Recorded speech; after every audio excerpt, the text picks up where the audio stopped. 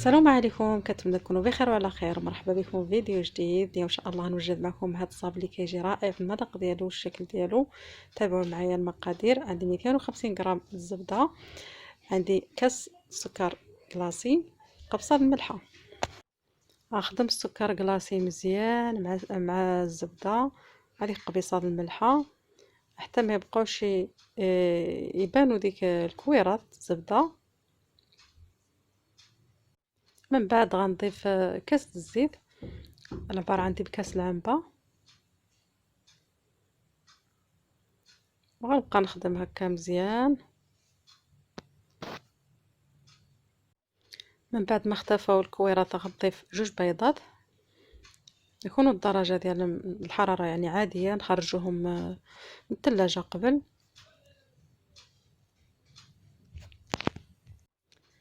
بالنسبة للنكهة انا عندي هنايا نكهة الناطة، غندير منها معلقة صغيرة.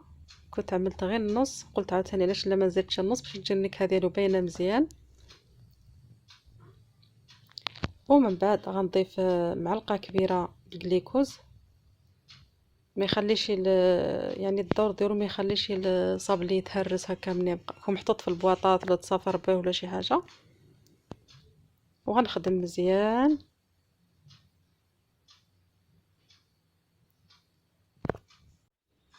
هنا غنخدموها مزيان، يعني حتى ديك الجليكوز ما يبقاش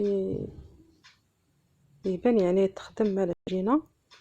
من بعد غنضيف 2 معالق د النشا اللي هي المايزينا، هذه كتعوض يعني الخميره. ولا ما عندكمش المايزينا يعني ديروا واحد راس معلقه صغيره د الخميره الحلويات.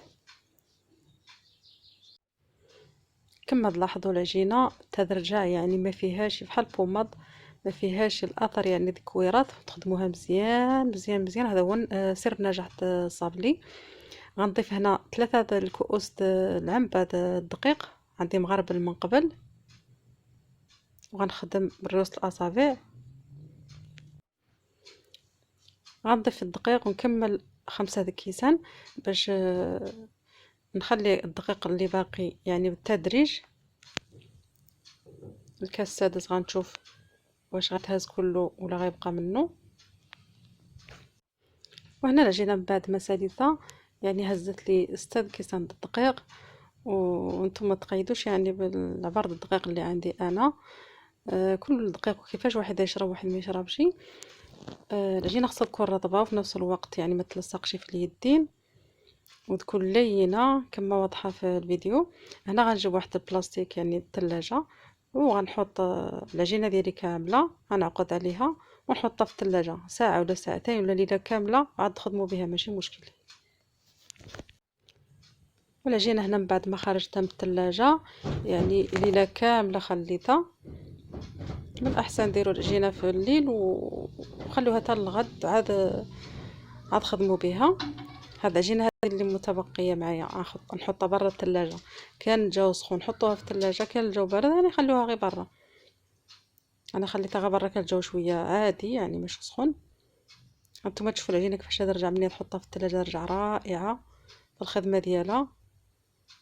شتي كيفاش مسافه بين 2 بلاستيكات. انا من بعد ما طلقت العجينه كانت يعني ما خلوهاش رقيقه وما تخلوهاش غليظه بزاف، المهم تخليوها السمك شويه. هنا عندي هذا الفراشات هذا معروفين السيليكون، عندهم واحد البلاصه خارجه واحد البلاصه داخله.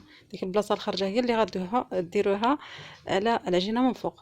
هنا بتجوزوا يعني المدلك يعني برفقه، تدوزوه بشويه باش ما تخسروش العجينه، باش نصوروا ثم هذيك الثقوب يعني خرجوا في العجينه. كما تلاحظوا فينهم خرجوا مزيان. وبقى لي هاد الطريف هذا حتى هو ندوز عليه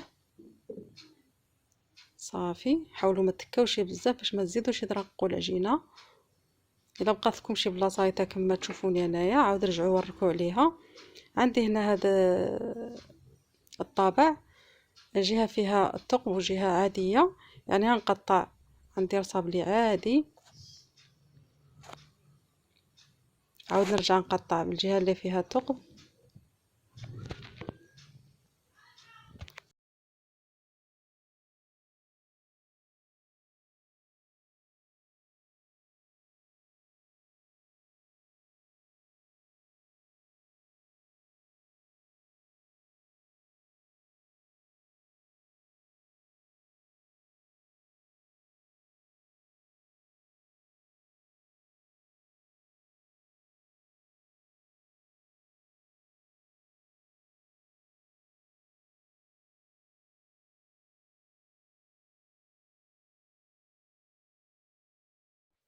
نسيت ما وريتكم السمك تاع العجينه، يعني رقيقه ماشي غليظه بزاف هانتوما تشوفوا.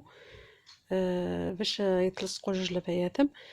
كان بغيتو ديروها يعني غليظه ما غتلصقوا ليها حتى شي حاجه. وكاين اللي كيديروا غليظ ويلصقوا، ولكن ما يجيش مزيان في المنظر ديالو. من الاحسن يكون رقيق شويه. هو راه ما فيهش الخميره، راه ما غيتزاد ما حتى شي حاجه. وغنحيد الحلوه ديالي كامله. هاد البقايا د العجين غنجمعها بهاد الطريقه هذه، يعني نقلب غير بلاستيك،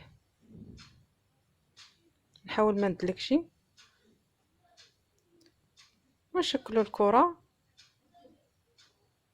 صافي. غير جمعوها ما تدلكوهاش وصافي، ونطلقوها هكا بالمدلك ونشكلوا الحلوى ديالنا عادي جدا صافي. ونستمر على هذه الطريقه.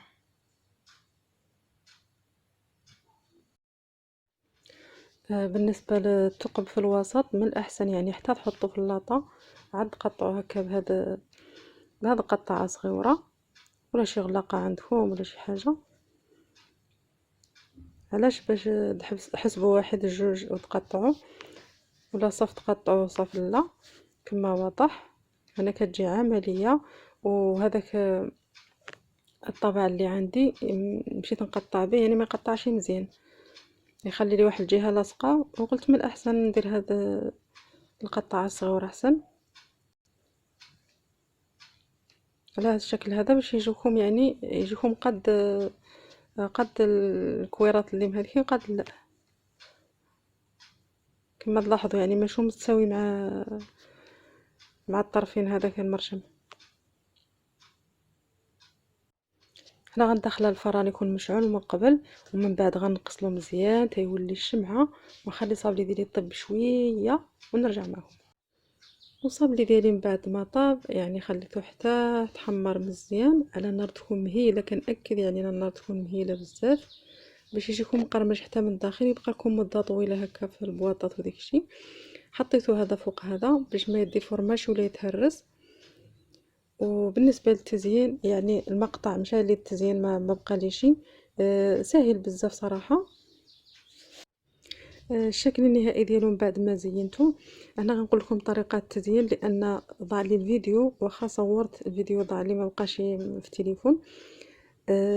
جبت قرعه الكوفيتير الفريز ديك الصغيره، زدت فيها معلقه كبيره سنيده وحطيتها فوق النار يعني حتى داب داك السكر مزيان وغلات واحد شويه، ماشي تخليوها تغلي حتى تحرق صافي. تخليو الكوفيتير تيبرد شويه يعني الله يدفى، تبقاو تخدموا به. يعني تعملوا نص معلقه في الوسط وتحطوا الدائره ديالكم وصافي. استمرت على هذا الشكل على هذا الشيء هذا يعني التساليت. وهذا هو الشكل النهائي. هنا غتشوفوا معايا الحلوى كيفاش جات رائعه ومقرمشه. هانتوما تشوفوا نقطع معكم الحبه صابلي، يعني باقي ديك الكوفيتير باقي ما شادش راسو مزيان لان الحلوى باقا طريه. غتحطوها في البواطات وهذا وغنرجع يعني غيشد في راسو ديك الكوفيتير. وكنتمنى الفيديو ديالي يعجبكم ويعجبكم هاد الصاولي، يعني تجربوه ردوا عليا الخبر في التعليق ديالكم. شكرا بزاف للمشاهده على لي لايك ديالكم. الى اللقاء فيديو اخر بحول الله، والسلام عليكم ورحمه الله تعالى وبركاته.